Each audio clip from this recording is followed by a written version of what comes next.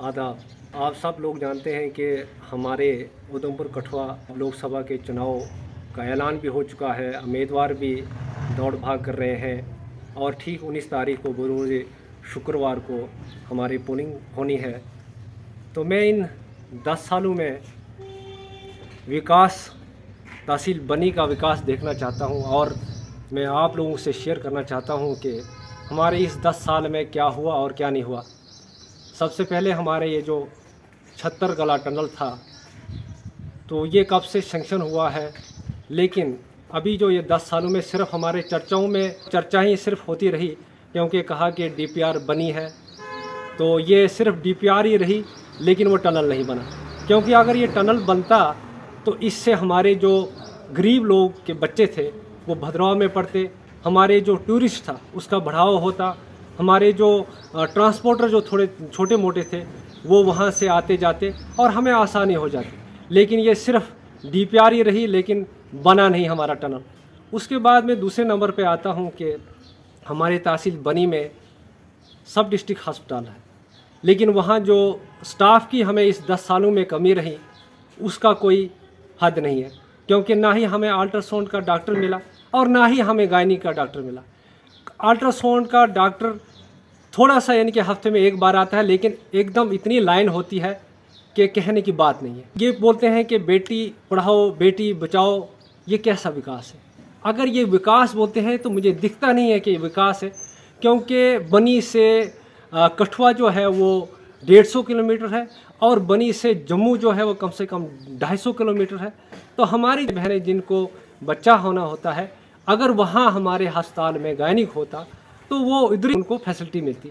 लेकिन बदकिस्मती से ये हमें मजबूर होकर ये कहना पड़ता है कि ये 10 सालों में जो विकास हो रहा है ये हमें दिख नहीं रहा है।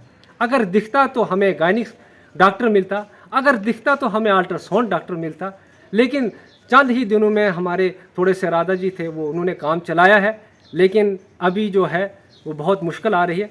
उसके बाद में नंबर 3 पे आता हूँ कि हमारा जो ये एजुकेशन सिस्टम है, तो मुझे ये दिखता नहीं है कि 10 सालों में कोई मिडिल स्कूल से हाई स्कूल बना। तो उल्टा क्या हुआ कि हमारे गांव में पिछले सरकारों ने छोटे छोटे प्राइमरी स्कूल खोले थे, लेकिन वहाँ जो नन्हे मुन्ने बच्चे और गरीब लोगों के बच्चे वहाँ जाते थे, लेकिन इन 10 सालों में वो भी क्लब हो गए। अब कहाँ कैसा विकास, कब विकास, किसने देखा विकास? उसके बाद क्या हुआ कि हमारे जो एजुकेशन की पॉलिसियाँ थी, हमारे जो नौजवान बच्चे हैं, पढ़े लिखे नौजवान बच्चे हैं, बीएड बच्चे हैं, तो अगर ये 10 सालों में इन्होंने अगर पोस्टें ये खोली होती है एजुकेशन के लाइन से, तो हमारे जो नौजवान पढ़े लिखे बच्चे जो है वो उस रोज़गार उनको दिया जाता। पोस्टें हमारी खाली पड़ी थी, वहाँ इनकी फिलअप की जाती थी। लेकिन बड़े अफसोस से ये कहना पड़ता है कि इन 10 सालों में हमें विकास तो दिखता नहीं है। उसके बाद आता हूँ कि हमारा एक हाइडल प्रोजेक्ट था जो कि खड़कल में मौजूद है, सेंक्शन हो चुका है, लेकिन उसका भी जिक्र करते रहे जब भी मीटिंगें होती रही। और हमारे जो बीडीसी श्री बाबू खान जी थे, वो सवाल करते रहे कि हमारा जो हाइडल प्रोजेक्ट था वो सेंक्शन हुआ, अगर हुआ तो काम क्यों नहीं लगता है? अगर काम लगता वहाँ तो जो हमारे बेरोज़गार नौजवान थे उनको रोज़गार मिलता, और जो हमारे मजदूर तबका लोग थे उनको भी वहाँ रोज़गार मिलता। बोलते हैं कि हमने विकास किया, तो कैसा विकास? वो प्रोजेक्ट भी नहीं बना। किसी दौर में जो था वो प्रोजेक्ट भी हमारे इस बनी में बने, और ऐसा दौर भी था जहां हमारी बनी में भर्तियां भी हुई। लेकिन अब की जो 10 साल की बात करें हमें, तो हमें जो है वो विकास दिखता नहीं है। इसलिए जो अभी इन्होंने वादे किए थे कि हम 85,000 जम्मू कश्मीर में नौकरियां लगाएंगे, लेकिन उन्होंने कौन सा, यानी कि मैं बनी की बात करता हूँ कि कौन सा जो है इस टर्नओवर में इस 10 सालों में बच्चे लगे।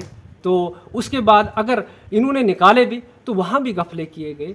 अब मैं अपील करना चाहता हूँ कि सभी नौजवान माताओं बहनों से कि वोट देना हमारा हक है, फ़र्ज़ है, और सभी लोग आकर वोट डालें और अपना कीमती वोट कास्ट करें, क्योंकि ये हमारा मुस्तकबिल है। वोट देना हमारा फ़र्ज़ है, वोट से हमारी कीमत बढ़ती है। तो इसलिए मैं तमाम बुज़ुर्गों, नौजवान और माताओं बहनों से मैं ये अपील करना चाहता हूँ कि वोट दें।